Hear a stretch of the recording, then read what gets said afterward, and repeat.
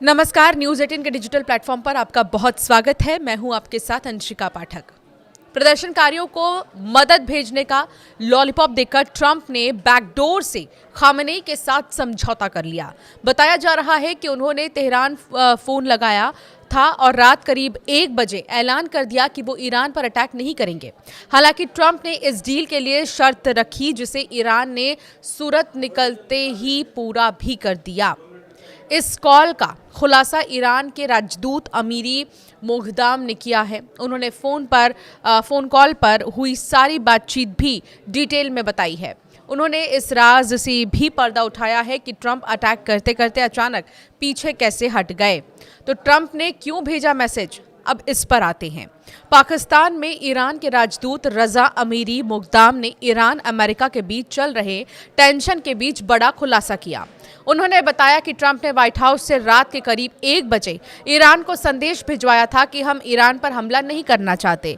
America ने Iran को हालात कंट्रोल में करने और संयम बरतने की चेतावनी देते हुए कहा कि अमेरिकी हितों को निशाना न बनाया जाए। ट्रंप ने इस मैसेज में खामेनेई की उस सजा को कैंसिल करने की शर्त रखी जिसमें प्रदर्शनकारियों को फांसी होनी थी। इसके बाद ट्रंप का मैसेज सभी अधिकारियों को सर्कुलेट कर दिया गया, जो पाकिस्तान में ईरानी दूत तक भी पहुंचा। इसके बाद ईरान की तरफ से सुबह होते ही ऐलान शुरू हो गए थे कि प्रदर्शनकारियों की फांसी को रोक दी गई है। इस बीच मानवाधिकार संगठनों ने चौंकाने वाला दावा किया है, जिसके मुताबिक ईरान में मौत का आंकड़ा बढ़ चुका है और अब तक 3000 से ज्यादा लोगों की मौत हो चुकी है। इसके अलावा ईरान में इंटरनेट बंद हुए 1 हफ्ता बीत चुका है। अमेरिकी राष्ट्रपति डोनाल्ड ट्रंप चाहते थे कि ईरान पर तुरंत एक्शन लिया जाए। उन्होंने इसके संकेत भी दिए जब कहा कि प्रदर्शनकारी संस्थानों पर कब्जा करें, हम मदद भेज रहे हैं, लेकिन अचानक से उनके सुर नरम पड़ गए। गुरुवार सुबह वो कहते नजर आए कि ईरान अब प्रदर्शनकारियों को फांसी नहीं देगा, हमें भरोसा है कि वो ऐसा जारी रखेगा। इससे लग रहा है कि पिछले 48 घंटों में पर्दे के पीछे चली एक जबरदस्त कूटनीति ने फिलहाल इस खतरे को टाल दिया है। इस पूरे घटनाक्रम में 4 अरब देशों, जिनमें कि पहला तो सऊदी अरब है, दूसरा कतर, ओमान और मिस्र ने संकट मोचक की भूमिका निभाई है। एक गल्फ अधिकारी के मुताबिक इन 4 देशों ने अमेरिका और ईरान दोनों के साथ लगातार बातचीत की ताकि एक और विनाशकारी युद्ध से बचाया जा सके। सूत्रों के मुताबिक जब वॉशिंगटन में ईरान पर हमले की योजना पर विचार चल रहा था, ठीक उसी समय रियाद, दोहा, मस्कट और काहिरा के फोन लाइनें वॉशिंगटन और तेहरान के बीच गनगना रही थी। इन 4 देशों ने एक संयुक्त और समन्वित प्रयास किया। वॉल स्ट्रीट जर्नल की रिपोर्ट के मुताबिक सऊदी अरब, कतर और ओमान ने वॉशिंगटन में लॉबिंग की और ट्रंप प्रशासन को ये समझाने की कोशिश की कि अभी हमला करना कितनी बड़ी गलती साबित हो सकती है। इन 4 देशों ने अमेरिका को बहुत स्पष्ट और कड़े शब्दों में चेतावनी दी। उन्होंने वॉशिंगटन को बताया कि अगर ईरान पर हमला हुआ तो इसके परिणाम सिर्फ मिडिल ईस्ट तक सीमित नहीं रहेंगे, पूरा क्षेत्र अस्थिरता की आग में जल उठेगा। युद्ध का असर तेल की कीमतों और ग्लोबल सप्लाई चेन पर पड़ेगा, जिसका सीधा असर अंततः अमेरिका की अपनी अर्थव्यवस्था पर भी होगा। इन देशों का तर्क था कि एक नया युद्ध उन आर्थिक सुधारों और स्थिरता को बर्बाद कर देगा जिसे हासिल करने के लिए ये क्षेत्र पिछले कुछ सालों से संघर्ष कर रहा है।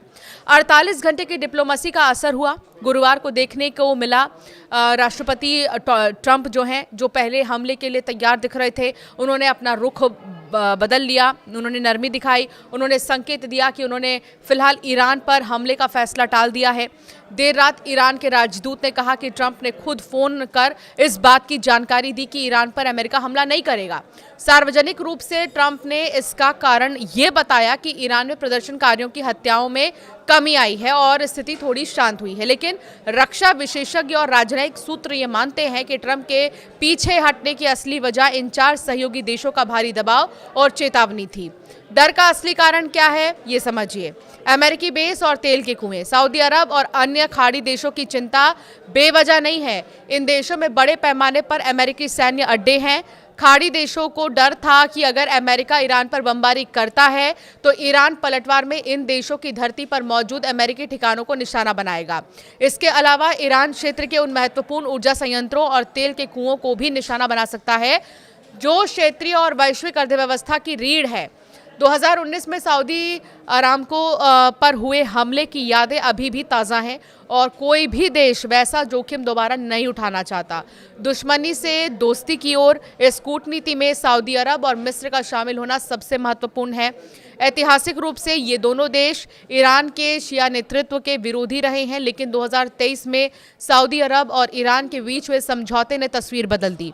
अब रियाद का फोकस अपनी महत्वाकांक्षी विजन 2030 योजना और आर्थिक प्राथमिकताओं पर है। सऊदी अरब नहीं चाहता कि कोई भी युद्ध उसके विकास के एजेंडे को पटरी से उतारे। वहीं ओमान और कतर पारंपरिक रूप से पश्चिम और ईरान के बीच मध्यस्थ की भूमिका निभाते रहे हैं। कतर और मिस्र ने हाल ही में इजराइल हमास युद्ध में भी अमेरिका के साथ मिलकर मध्यस्थता की है, जिससे वॉशिंगटन में उनकी बातों को वजन दिया जाता है। तो अब ये देखना होगा कि क्या वाकई में जो स्टैंड राष्ट्रपति ट्रंप ने लिया है वो बरकरार रखेंगे और उन्होंने जो फैसला किया है ईरान पर हमला नहीं करने का, वो कब तक बरकरार रहेगा। क्योंकि आर्थिक तौर पर भी अगर देखें तो ट्रंप को बहुत ज़्यादा नुकसान हो सकता है। अगर एक बार भी हमला किया तो ईरान जो पलटवार करेगा उससे बहुत ज़्यादा नुकसान हो सकता है। इस बीच ये 4 देश जिसका जिक्र अभी हमने किया इस वीडियो में, वो संकटमोचक के तौर पर सामने आए हैं। आपकी राय क्या है इस पर हमें ज़रूर कमेंट कर बताएं।